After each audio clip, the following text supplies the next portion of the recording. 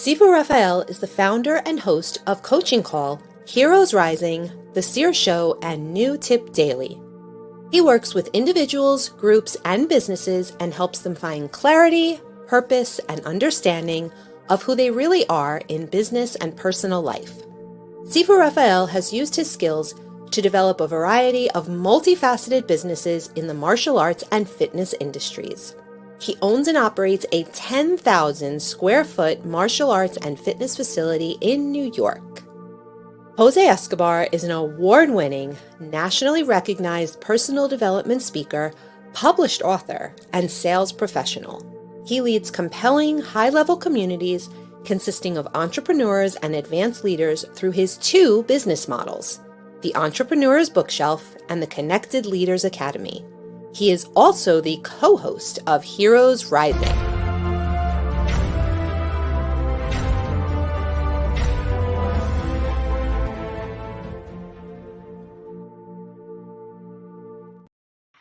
Jose, how are you, my friend? Happy Friday.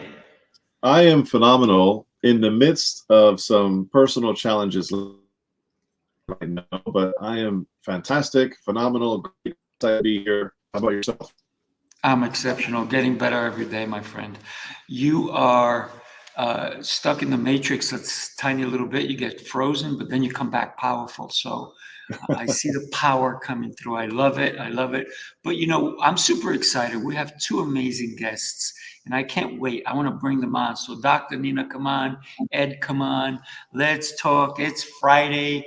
It's almost happy hour, but it's happy hour somewhere. So let's engage. Let's talk about so many different things. And we don't always have to stick to the script because life throws curveballs.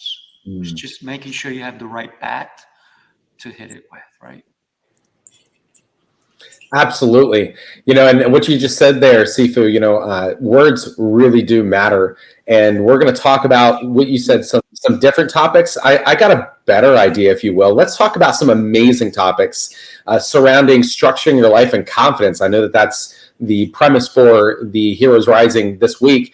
And confidence is absolutely key in everything that you're doing. And the words that you choose really make a difference. I remember I went to a business networking lunch. In fact, I go to a lot of those. And I think anybody who's a part of Connected Leaders Academy will typically find themselves in networking environments. But this particular one was kind of like a BNI group or something to that effect. And we're all sitting around a table.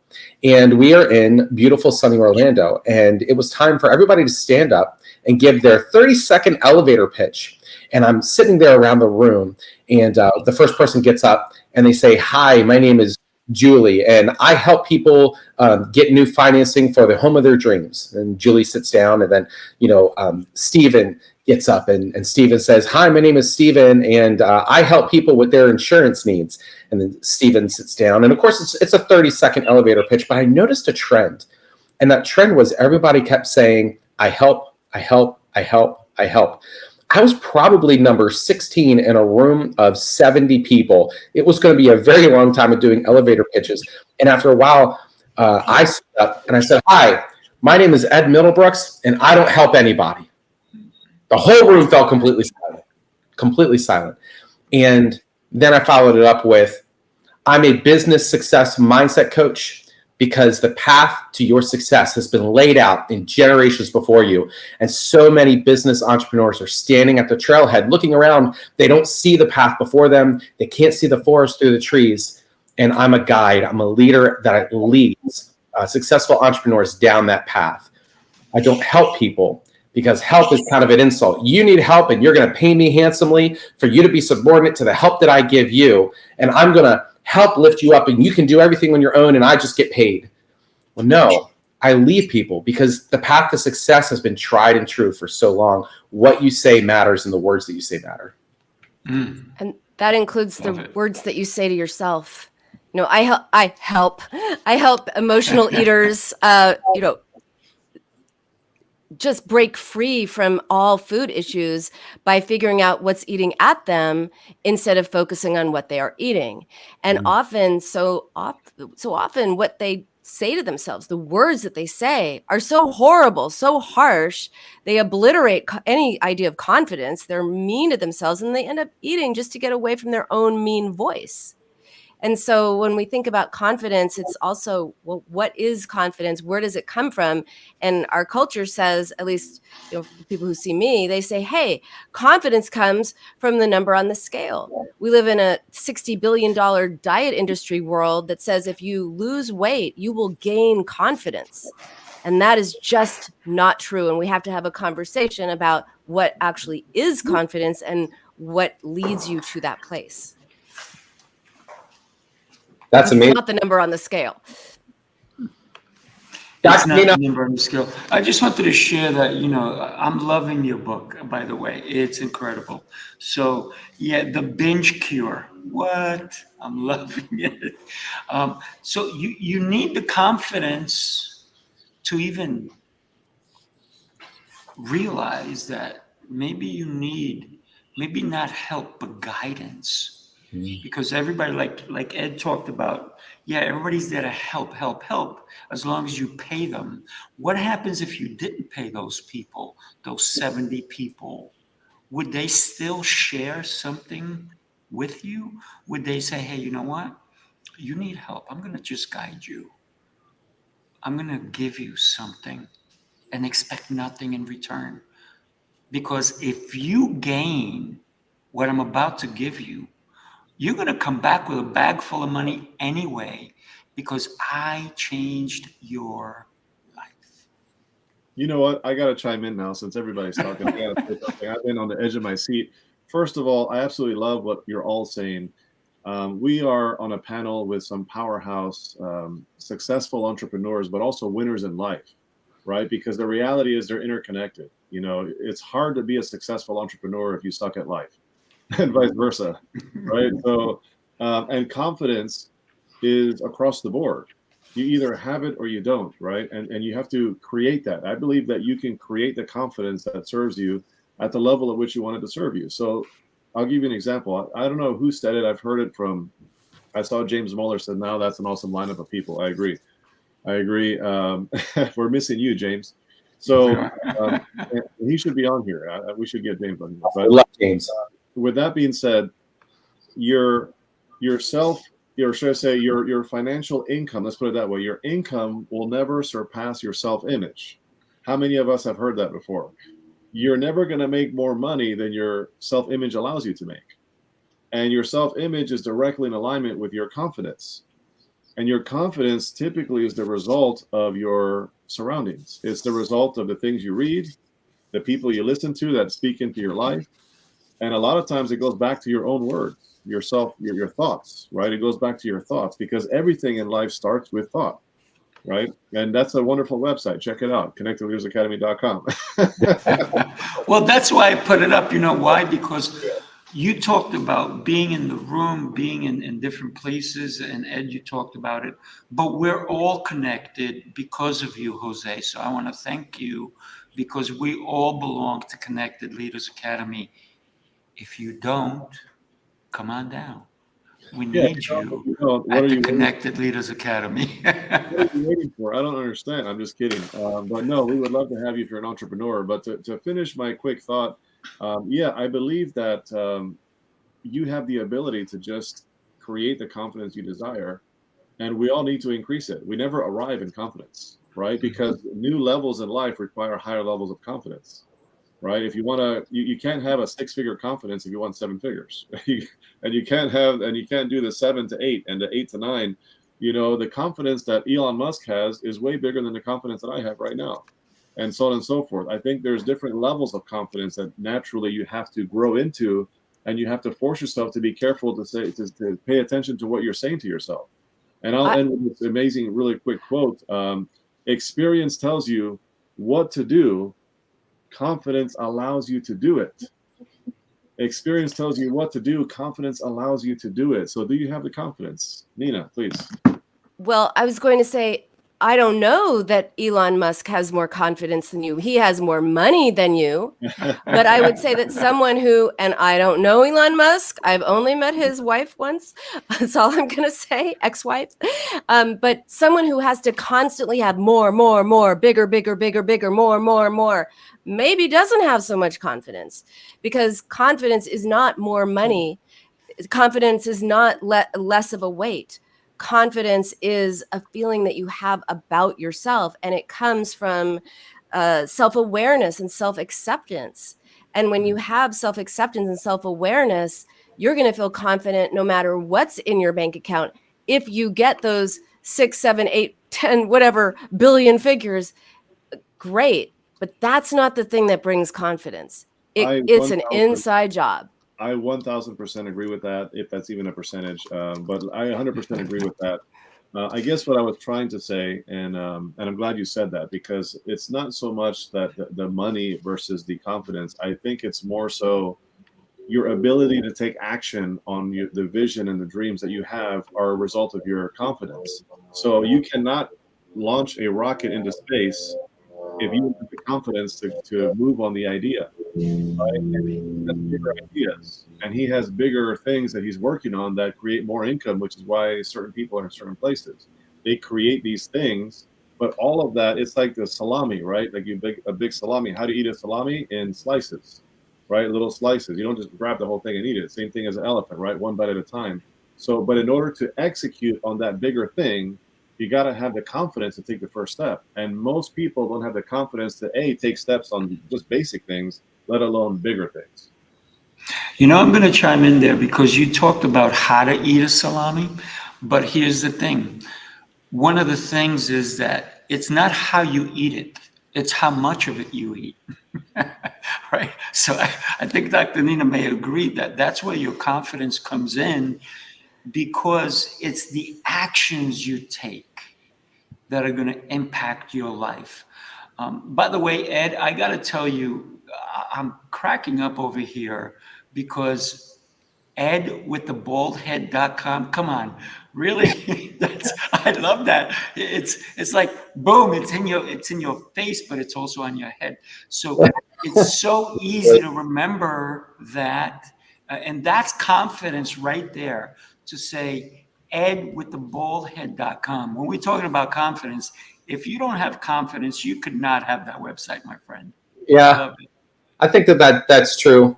And I'll tell you, I was at a business networking event. Well, not networking. It was business coaches. It was a business coaching event. I got flown down to Cancun as I was doing some work with AI, and this big coaching company. They had me coming down there to talk to them about how to implement AI with their business coaches. And I myself found out at that event that in everything I've been doing, I'm a business coach, because I love this talk about confidence. We talk a lot about, well, it's the way that you're thinking and it's your capabilities. We talk about Elon Musk has got a lot of money, and you know, is he doing all of these things because of his confidence being low or his confidence being high? And I want to kind of flip the script for just a moment and think about, where does lack of confidence really stem from? Because we talk about being confident a lot. And I think if you can identify some of the negative roots that lack of confidence has on people, and it comes from the thoughts that say in your inner mind, things like, I don't know how to do this, or I've tried before and I failed. What's going to make this time any different? It's one thing to be smart and look at the market and say, what can work here? But when you talk about your own capability, sometimes it's a matter of networking with other people and making sure that the average of the people that you surround yourself with is who you are. So are the people around you, are they feeding confidence into your life, or are they taking away from it? Is their own lack of confidence rubbing off on you when you hear them talk about an idea they have and they go, but you know, it's just too big. I couldn't possibly step up to that level. I like to say that when it comes to lack of confidence, and I said this earlier, your words matter, you need to shift it. And here's why. I started in 2017 in my entrepreneurial journey with real estate investing. And I learned how to buy houses without using my own money, no banks, no credit, which sounds like, a big clickbaity kind of thing to put out there, but I learned from a master, and I've probably spent $250,000 over the years in learning how to do this.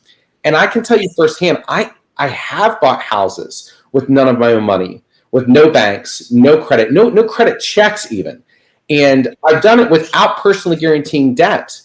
And I currently have a contract on a $500,000 home on the Gulf of Mexico right now on the water. And it's using creative financing that doesn't require me to go after bank financing. And there is no credit check. It's at a lower interest rate than the market has today. It's not 7%, it's 4%. I have a Mercedes-Benz RV that I bought with none of my own money. I found somebody going into assisted living, and I bought the RV subject to the underlying debt, which means I just pay the bank note and I rent the thing out and we make money every single month. My son's driving a car, also bought on subject to financing. There are ways to get what you want that are different than what you've been doing. Yet the way that you're thinking is going to determine the results that you're getting. So if you want to get a result and you find a limitation, millionaires don't say, how can I?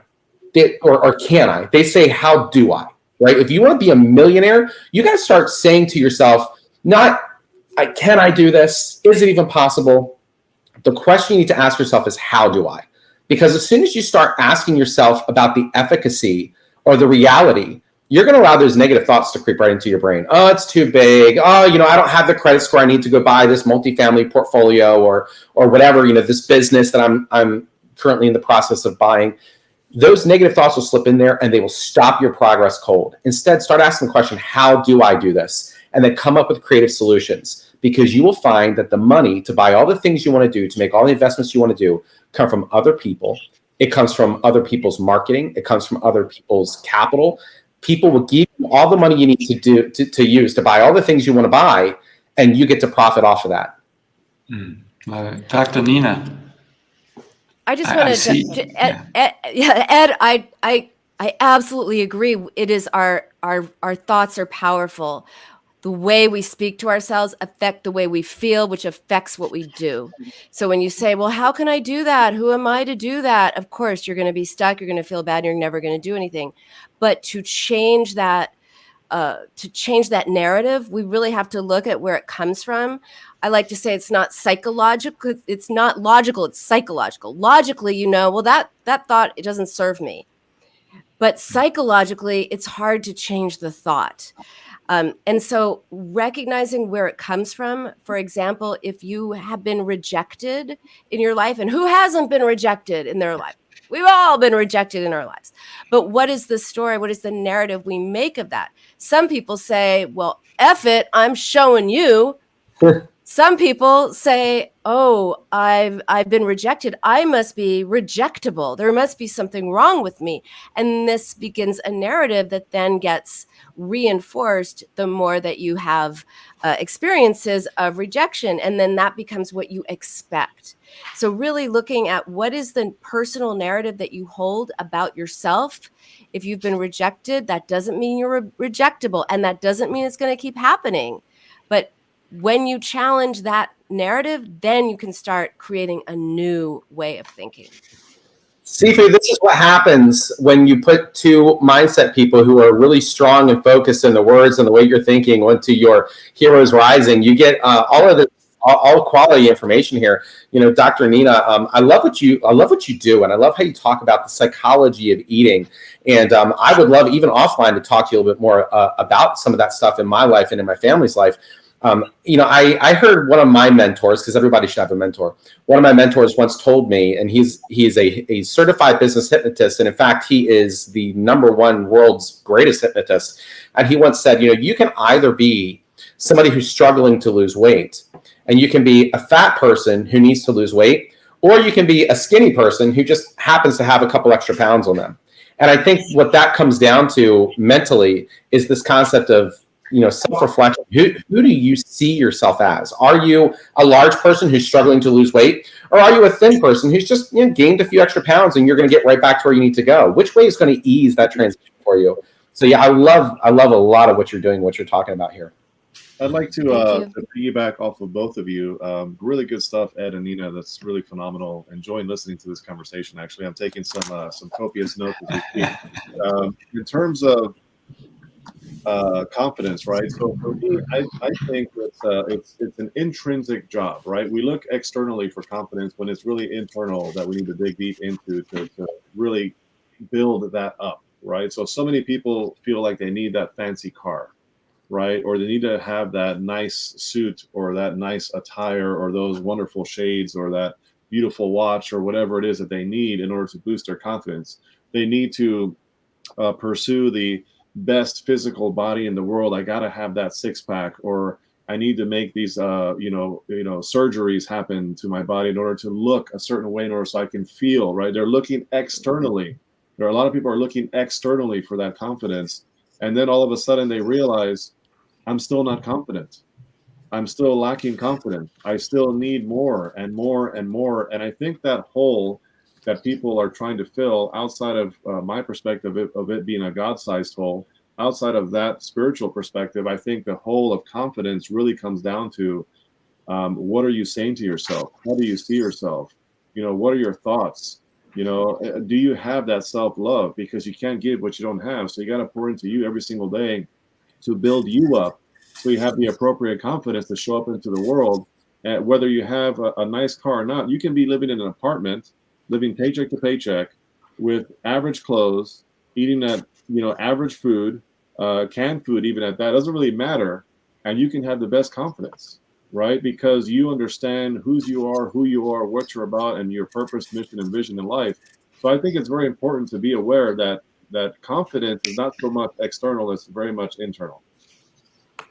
One of the things that I want to share with you guys too is that how do we help someone build their confidence?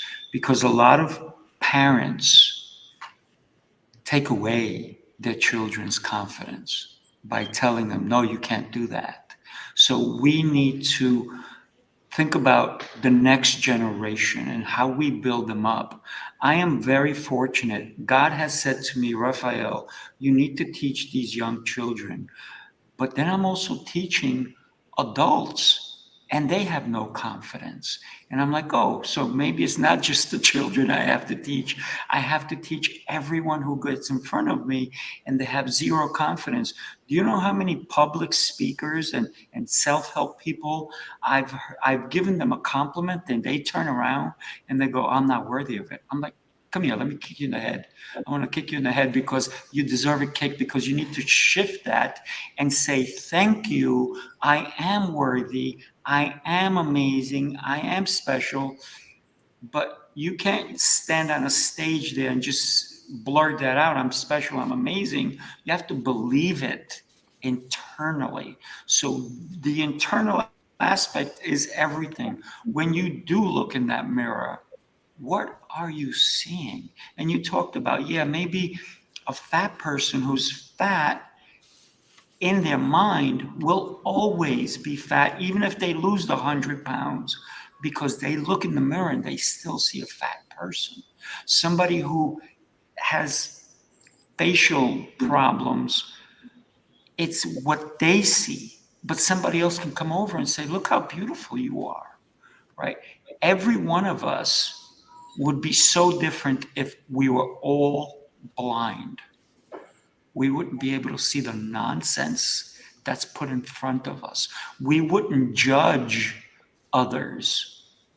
We would understand by their actions, not the way they look. So confidence, we need to build it up from the ground up.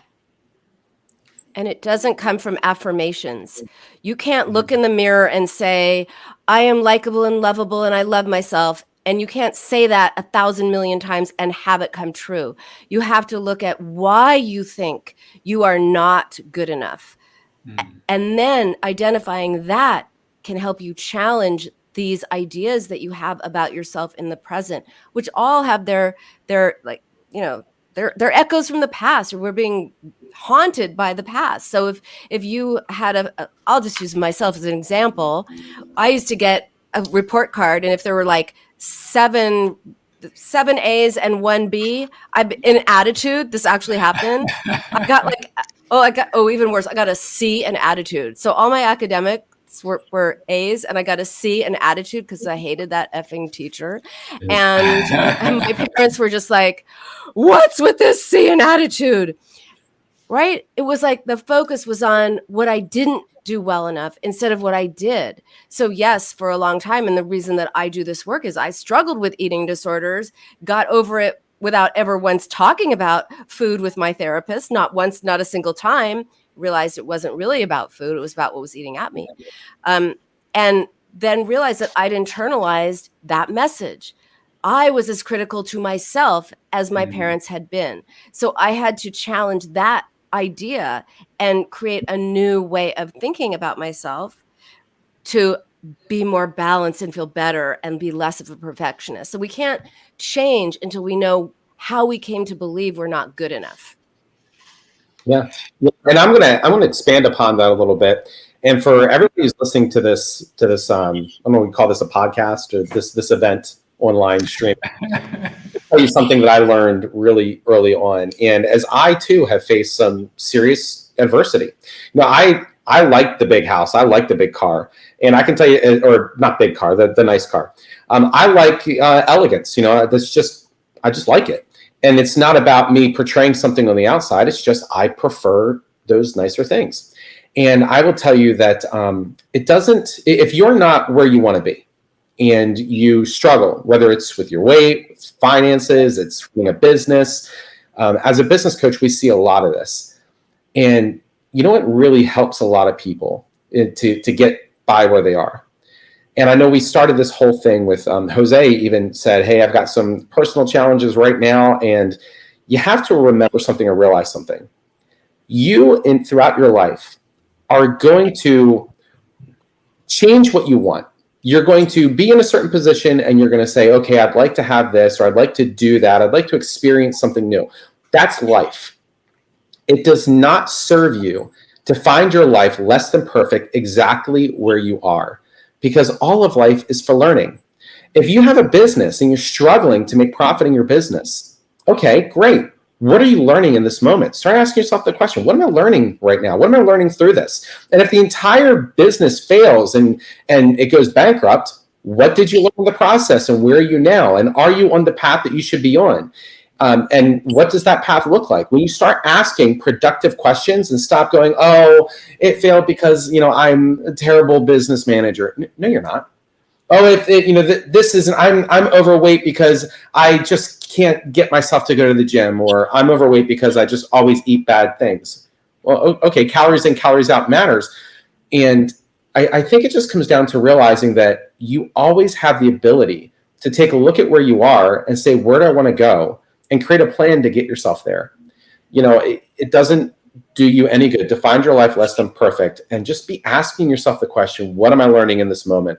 Because all of that feedback, it's for use. And the things that you're going through are making you stronger. And I'll just finish this thought with this last statement, and that is nobody becomes the best, boat captain in the world by sailing through calm waters.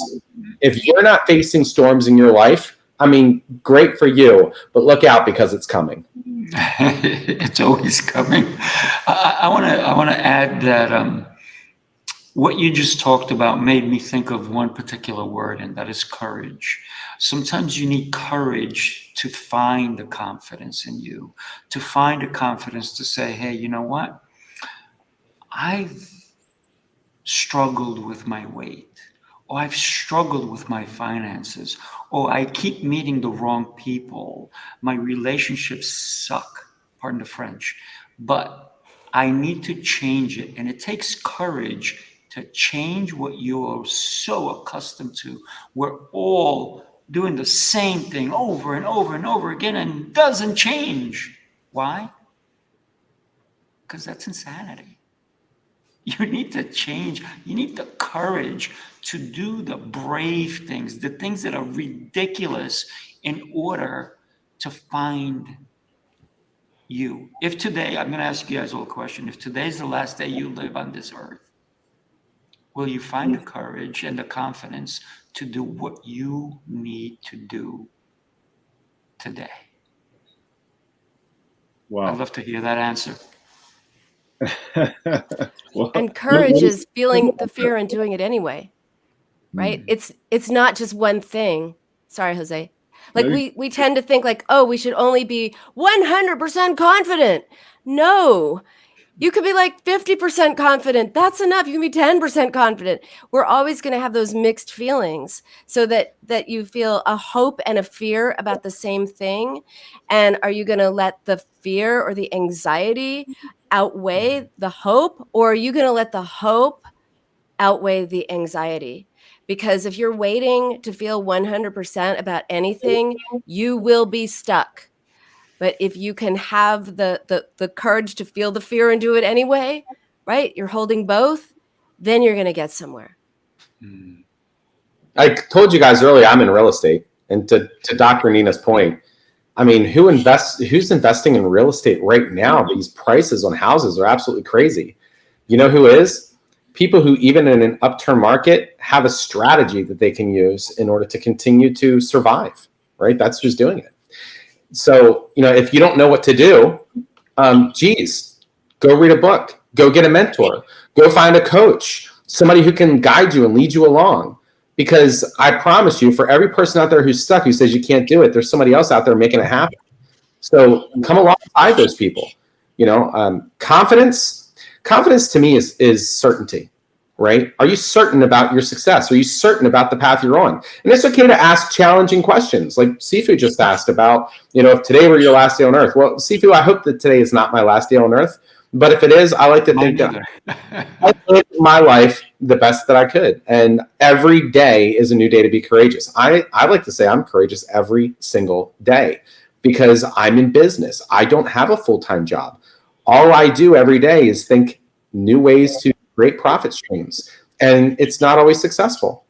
Yet, here we are. If this one doesn't work out, what did I learn? What can I do better next time? Let's reinvent the wheel. Or maybe, this one thing didn't work out this time. We will try it again. But we're going to make some changes, aren't we? I hope so. I'll throw out this last little piece. Money is math. If we're talking about confidence to do something that's not business related, that's one thing. In my world, because I'm a business coach, most of the people that I'm working with, it is business related, and money's math. You look at the numbers and you start to say, okay, how do I increase my net profitability? How do I increase my revenue? And those things have all been done over and over again. So why the hell are you lacking confidence? It's either analyze it and it works, or analyze it, it doesn't work.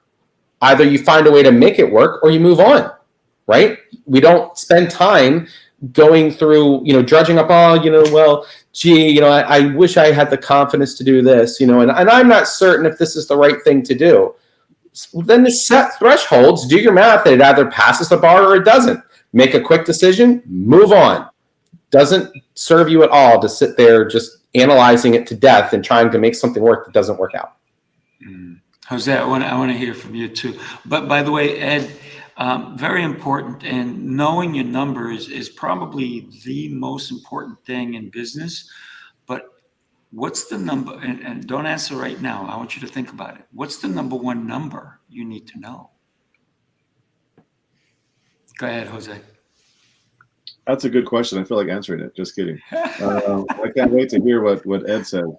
So there's a lot of moving parts to this confidence thing, because I think a lot of people are making some really strong, valid points.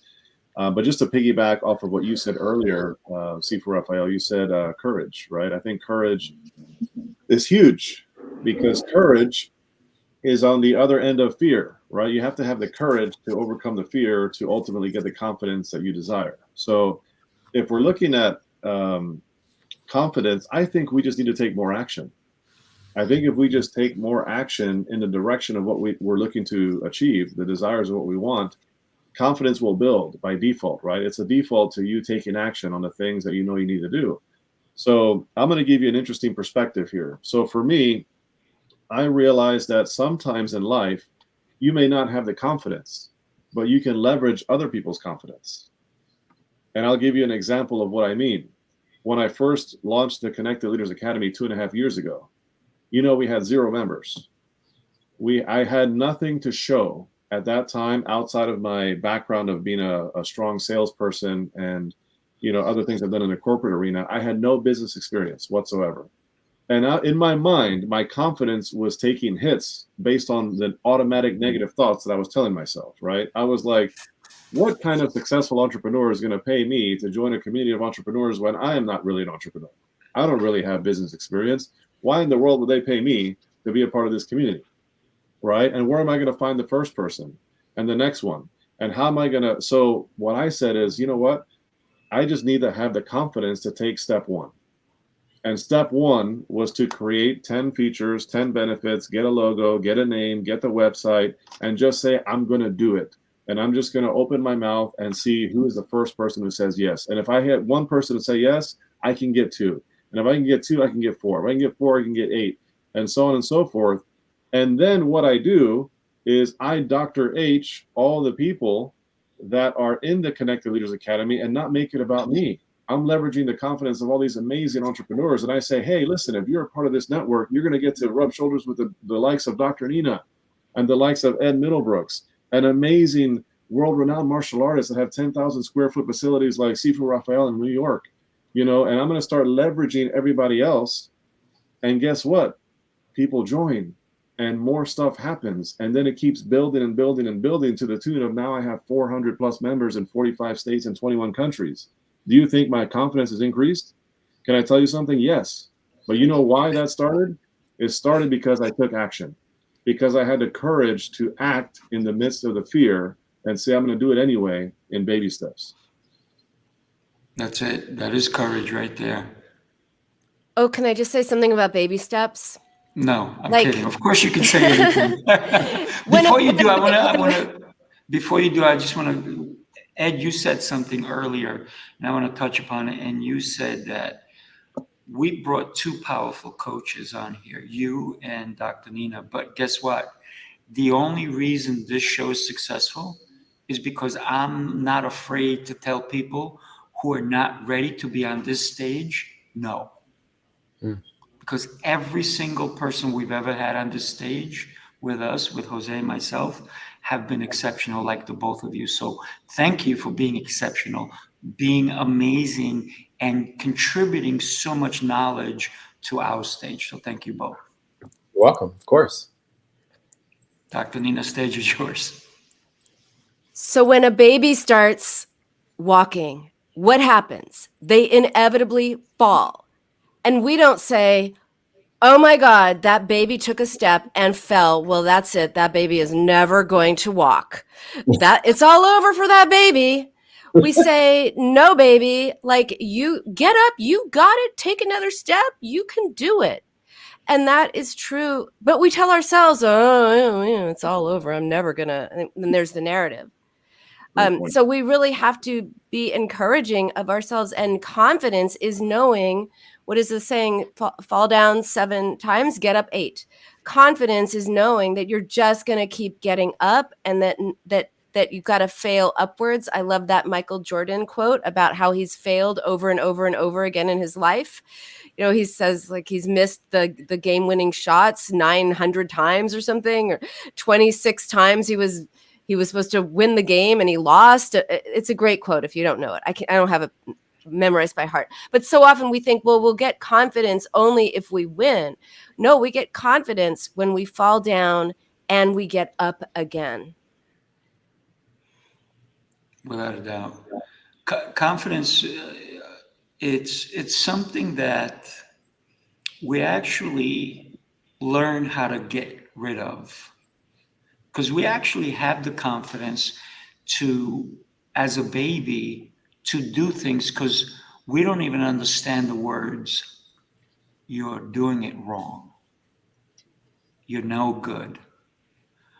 But then we learn those words and we internalize them. So Ed, you talked about the power of the words that we not only say, but the power of the words we allow in us.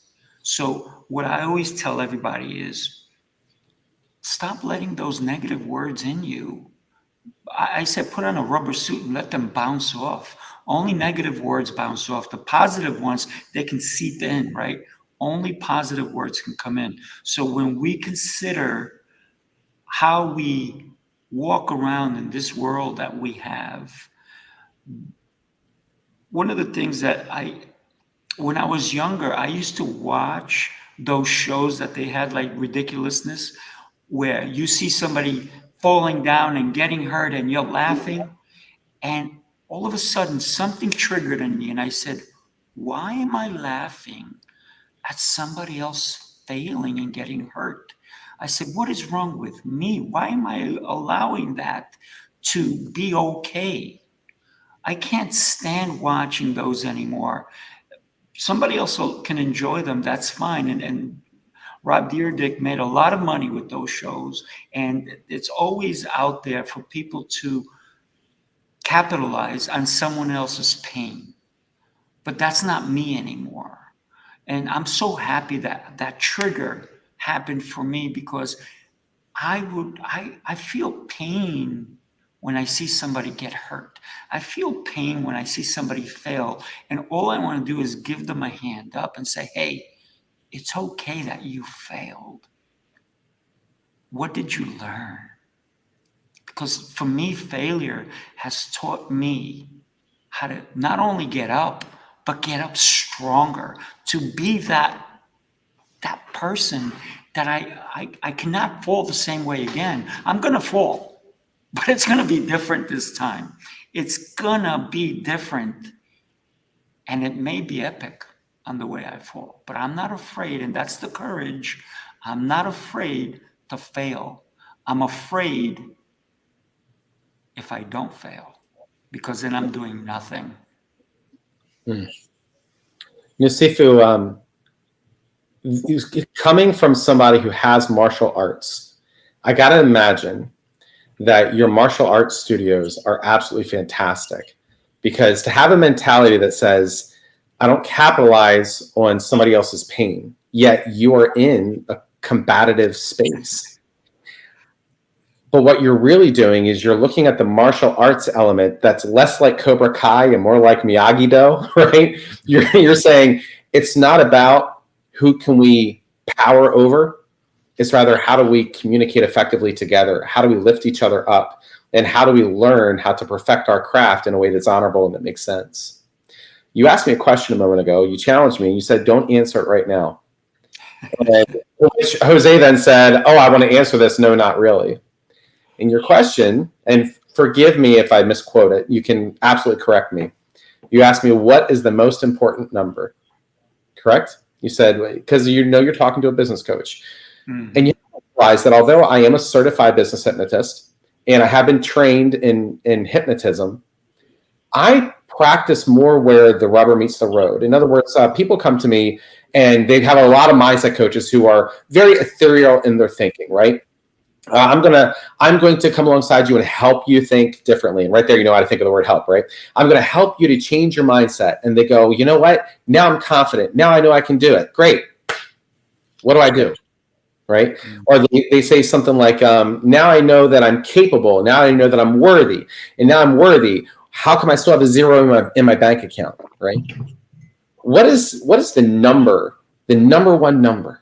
Right? For business. Okay, I'll just talk about it from a business perspective. And I'm going to tell you this. There is no one number. And anybody who tells you that there's only one number is missing the point. The numbers are just the numbers.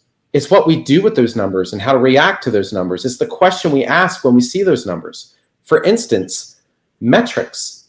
Metrics tells you if something's working well or if it needs improvement. Metrics will tell you if you're profitable or if you need to become more profitable, right? Metrics, getting around what Jose said just a moment ago about taking action. It's great to take action. However, shouldn't you also have a framework? I told this story one time and it resonated really well with an audience. Now, I told you a moment ago, I do like nicer things. And one of the things I've taught people how to do is how to fly on private jets for free. Okay.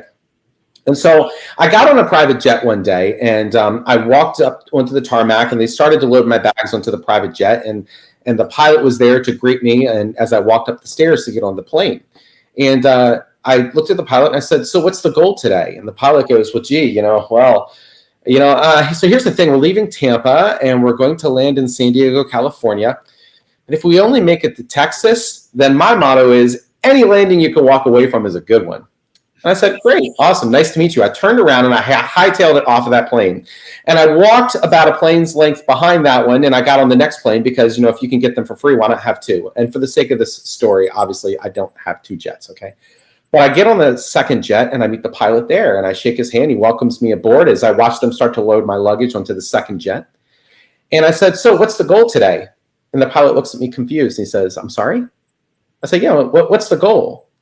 And he says, "I don't file flight goals. I file flight plans. What are you talking about goals?"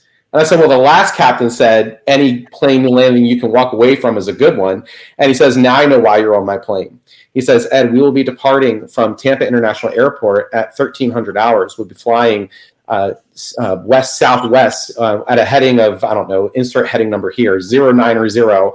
And we will be landing in San Diego, California at 1800 hours. I said, "Great." And I sit down, and I happen to notice while we're flying that we're flying over top of Texas.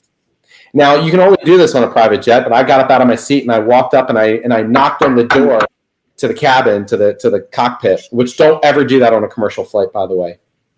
And they open up the door. They say, "Hey, Mr. Middlebrooks, how are you?" I said, "Great."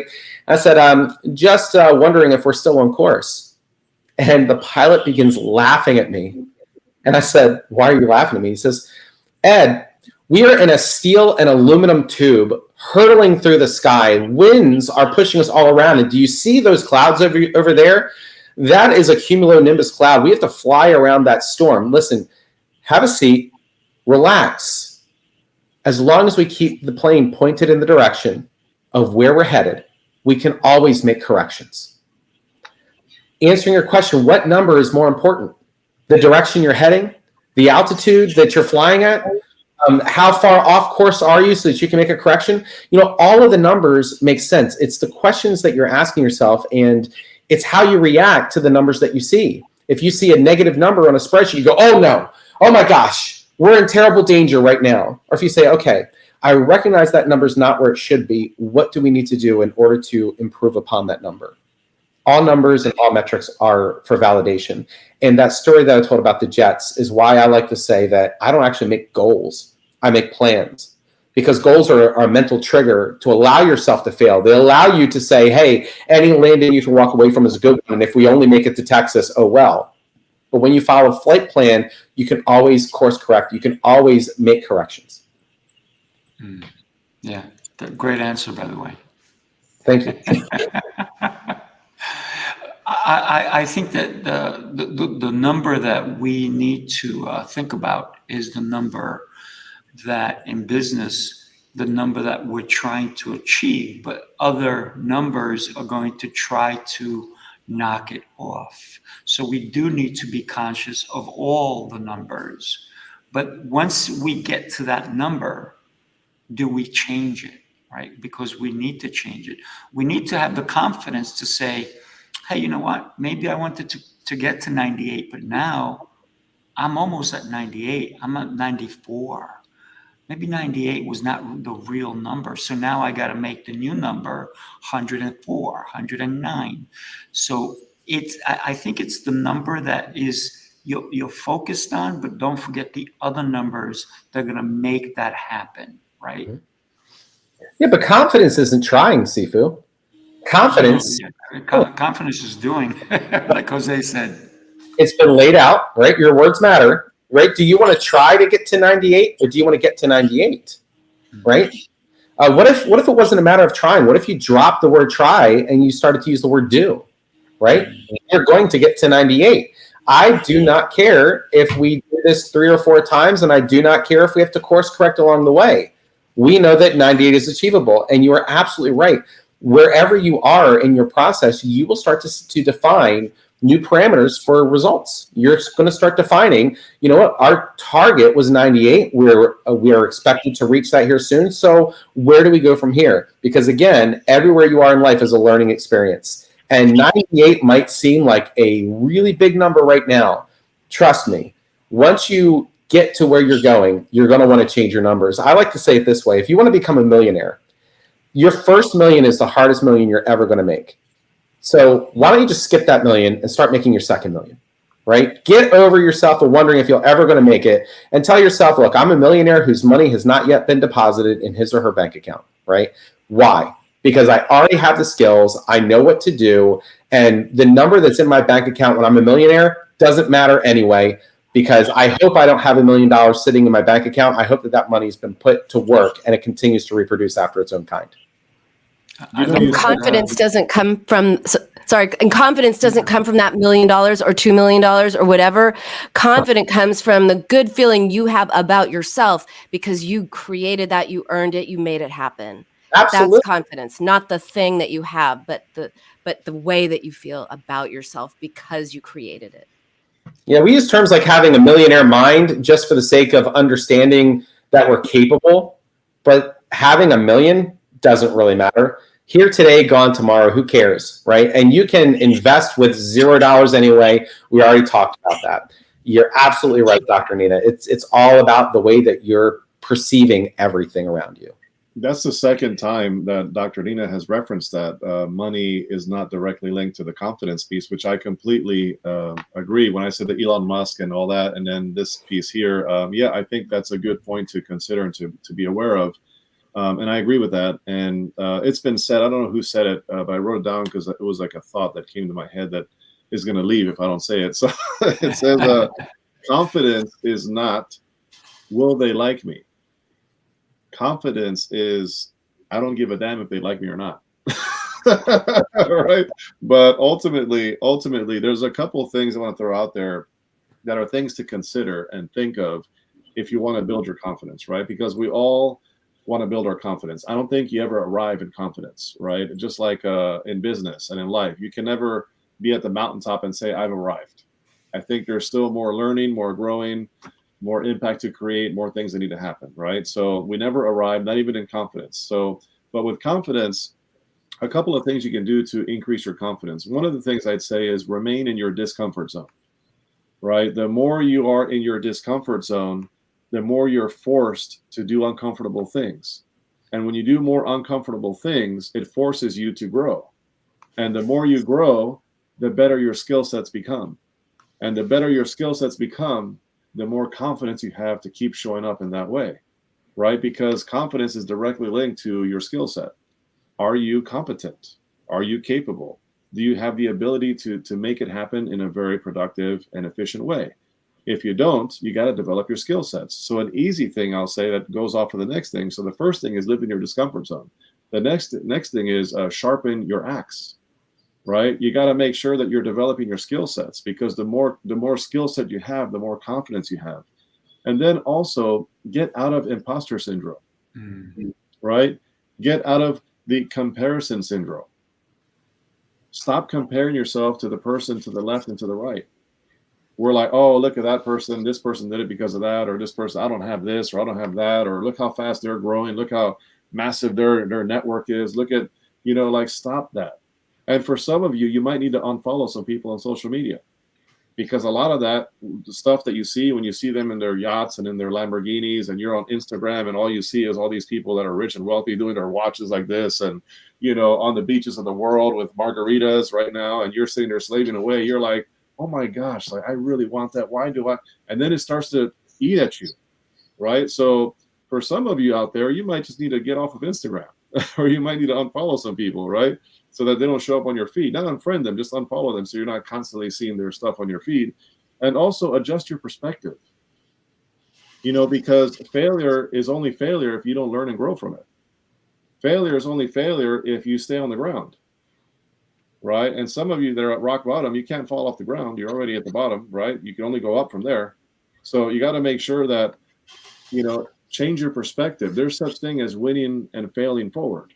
right? As Dr. Nina mentioned earlier, you got to fail forward. You got to ask yourself the hard questions. What do I need to take away and learn from this experience? And I'll end with this thing, and that is, don't hack away with that axe on your own confidence. And how do people do that? How do people hack away at themselves all the time and get less and less confident? Because you don't follow through on what you say you're going to do. And every time you don't follow through on something that you say you're going to do, you start to trust yourself less. And the more you trust yourself less, the less confidence you have, because you don't even believe you. And how can somebody else believe in you if you don't even believe you? So chew on that one.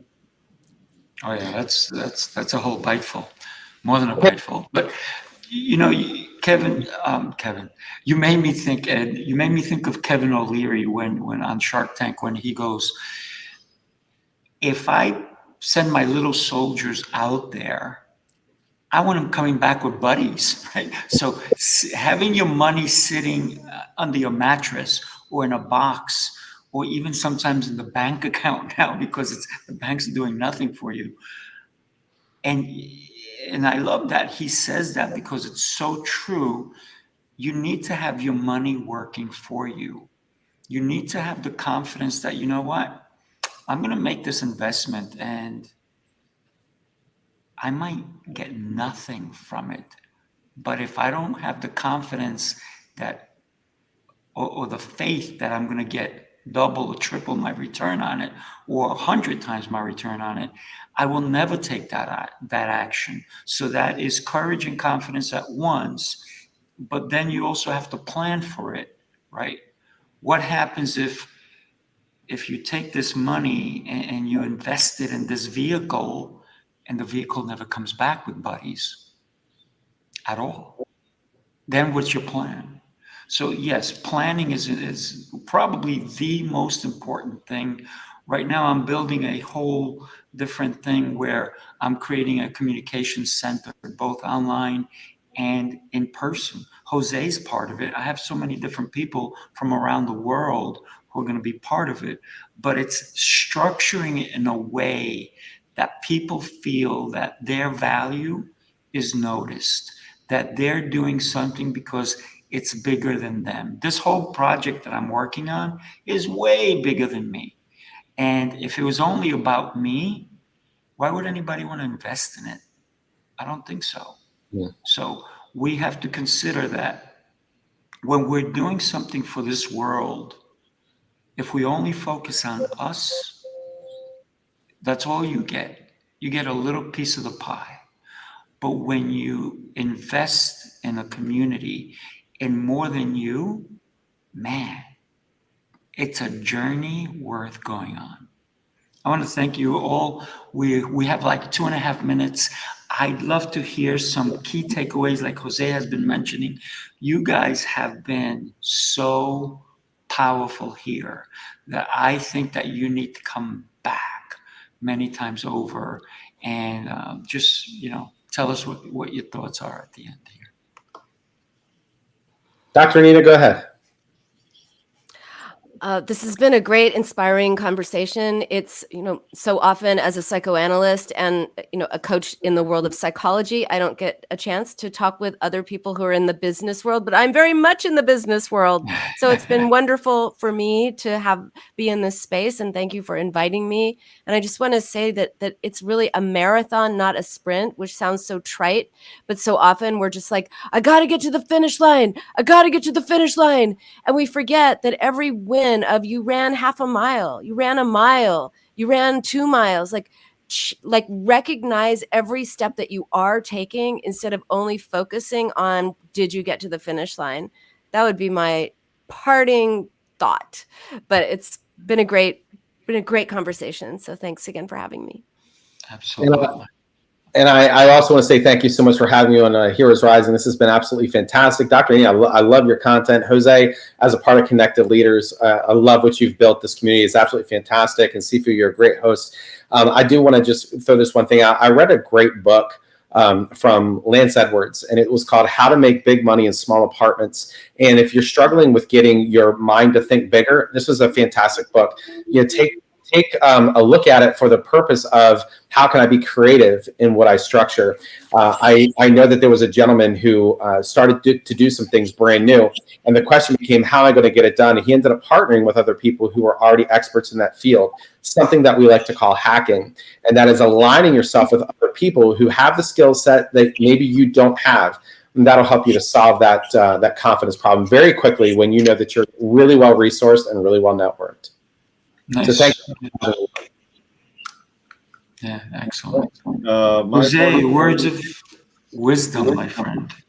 My parting words are very short and sweet. I think it's all been said for the most part that we can pack into 1 hour, because this can go on forever. There's a lot of good information out there, and I know they're full of great wisdom. So thank you, first of all, Dr. Nina, Ed, and of course, Sifu, as always. You're brilliant. I enjoyed myself. I learned quite a bit. I took some copious notes, and I'm going to look back at the replay and fill in the gaps, right? As they say, the attention spans are, like ebbs and flows. But in terms of my parting words, quite simple. I would say develop mastery in something, right? Find that lane that speaks to you, that lane that you can actually say you're passionate about it. A lot of times they say follow your passions, but sometimes your passions will, keep you in a place that you don't want to be, right? Sometimes I know people that are in X industry that have been they're passionate about it, but they're still in the same place they were 8 years ago, right? So it's not always going to be passion that's going to get you where you want to be. Sometimes you just got to develop a skill set. And when you develop that skill set and you improve that to mastery, right? What Bruce Lee said, I'd rather know one kick and do it 10,000 times than know 10,000 kicks, right? A 10,000-hour rule of mastery. So develop a skill set, become masterful at it, and then teach it to somebody else and make them masterful at it. And when you become masterful at something and then you teach somebody else that something, you have the confidence to now go out and change the world in your own way. So that's my part. Beautiful. I'm just going to say that we need to continue, and I don't care how confident you are, you can still feed it. So I know Dr. Nina talks about food, but this is a different type of food. Feed your confidence every day and believe in you, your abilities. Every day I wake up and I say, God, thank you for the gifts you've given me. And thank you for allowing me to share these gifts with others, because that's why I'm here. He's given me these gifts so that I can share them. So thank you guys so much for sharing your gifts with us today. I appreciate you all. Thanks, everybody. Have an amazing rest of your day. And remember, it's happy hour. So I'm just kidding. It's happy hour every day, right? Happy hour. I just spoke Jose's language. But think about it, Jose, before we go, I was so engaged in this conversation that I forgot to share this incredible link with everybody. Can you guys spare me another second and take a look at this?